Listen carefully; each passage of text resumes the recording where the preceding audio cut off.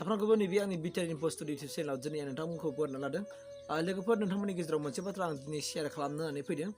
बे बाथ्राया जाहैबाय मा थांनाय समाव जोंनि दानि बिटिआरनि हाग्रा बिफाननि मावफुं सोद्रोमा इएम जेनेखि रनजित बसुमतारी सारा बै समाव होनदों जे मा जेब्लानाखि बिटिआर हालामावहाय जे जायफोरनाखि इलिगेलि माने हाबसोनानै दङ हाखौ माने दखल खालामनानै दङ बिथांमोनखौ जोङो मालाबाबो स्कप होनाय नङा होनना बुंदों। बेवहाय बर'आनो जा एबा गुबुन जाथियानो जायाथों मानो जों खुनु रावखौबो लाय होआ होननानै बिथां रनजित बसुमतारी इएम बे सारा बुंदों।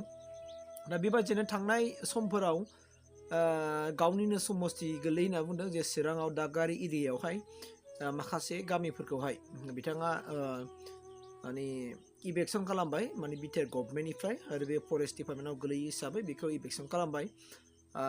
दा बेवहाय स्पेसियेलि जों मिथिनो मोन्दों आरोना बे एरियायावहाय गोबां माखासे मानसिफ्रा हाबनानै दङ आरो बेहाय राजनितिनि माखासे बाथ्रा हाबदों होननानै बुंदों। बे बाथ्राया बेसेबां सैथो जों दिनैसिम क्लियार नङा, खिन्थु गमामा जुदि बेबायदि जामारोबा एसे बोरैबा नुहुरो जेन'बा राजनितिनि खाथियाव जुदि बेफोरबायदि सोरबा खालामोबा एसे उसुबिदा जायो।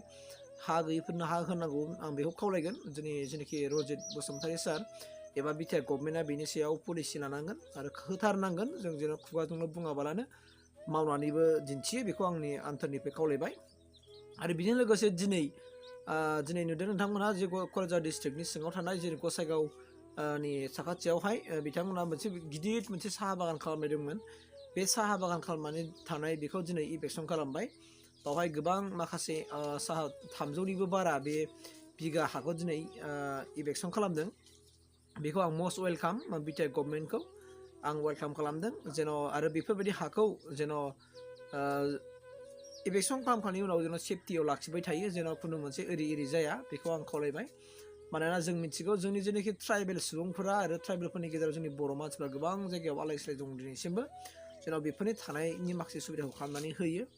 आरो बेजों लोगोसे मोनसे बाथ्राखौ आङो फोरमायनानै होनो नागिरदों बे भिडिअनि गेजेरजोंहाय बिटिआरनि जेनाखि हाग्रा बिफाननि मावफुं सोद्रोमा रनजित बसुमतारी सारनिखौ आंनि गोरबोनिफ्राय मोनसे खावलायनो नागिरदों। सार अन्नानै नैबे खामानिखौ मावोब्ला मोजां जागौ। बे जाहैबाय मा जोंनि कुसुगाव सेन्ट्रेल रेन्जनि आन्दारावहाय कुसुगाव जेनाखि बाजारनि साखाथि फाखाथियाव गोबां माखासे सुबुंफ्रा दिनै हाबसोनानै दङ। बेखौबो जेन' थाबैनो इभेक्सन खालामो बेखौ आं खावलायदों। मानोना बेयाव इभेक्सन खालामनांगौनि गोबां मोनसे प्रयजन दं आं बेखौ सानो। मानोना बाहाय गोबां माखासे अफिसियेलि मावख'फोर सफैबाय।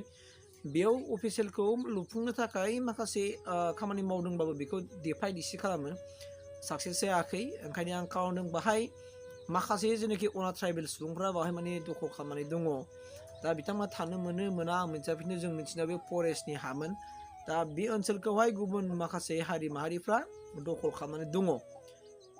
फिन बुंबावदों आङो बे कुसुगावनि जेनाखि सेन्ट्रेल रेन्जनि बेन्दोंआव थानाय नैबे कुसुगाव बाजारनि साखाथि फाखाथि एबा कुसुगाव बाजारनि साहा बे एरियायाव गोबां माखासे सुबुंफ्रा दिनै बे हाखौ दखल खालामनानै दङ। आरो बेहाय बिथांमोना गोबां मोजां मोजां न'सो लुनो लागासिनो दङ। आरो बाहाय सरकारनिफ्राय मोननाय जेनाखि न'फोरखौबो PMAY न'खौ बाहाय लुबाय। दा बेबायदि लुयोबा बेखौ मारै होखारफिननो हागोन आं मोनसे सोमोनांथाव जानानै फैदों। ओंखायनो बिटिआर गभर्नमेन्टआ बेखौ मावनांगौ होननानै आं सानो एबा इभेक्सन खालामनांगौ। राजनितिनि खोथा नङा, राजनितिनि बाथ्रानिबो खोथा नङा बाहाय माने जोङो दिनै सेफटिनि थाखाय खामानि मावनोबा जों बेफोरबायदिनि सायावबो जों आखाइ होनांगोन। आं मोजां मोनदों आरो लोगोसे आं खावलायगोन जे रनजित बसुमतारी इएम सार आरो प्रमद बर' सार अन्नानै जेन' बेफोरबायदि जायगाफोरखौहाय नायनानै इनभेस्टिगेसन खालामनानै जेन' थाबैनो इभेक्सन खालामो आरो बिथांमोनखौ गावसिनि जायगायाव थाहैफिनथों। मानोना नोंथांमोनाथ' मिथिखागौ बिथांमोननि न'खर जायगाया बेयावबो दं बैबो दं बैबो दं, जेरावबो हा लायो बिसोरो ओरै जेरावबो हा लायो। ओमफ्राय बेयाव सासे फिसा थायो बेयाव सासे थाहैयो बेफोरबायदि खालामनानै दिनै हुलुस्थुर बिथांमोना हा आवग्रिनानै लायो। स' बेनिखायनो आं खावलायगोन बिटिआर गभर्नमेन्टखौ आं खावलायदेरबाय अन्नानै बेफोर जायगाखौबो इभेक्सन खालामनांगौ। मानोना बेवहाय गोबां माखासे सरकारि सुबिदाफोर फैनो हायो, नाथाय बिथांमोना दिनै दखल खालामना थाजोब्बाय।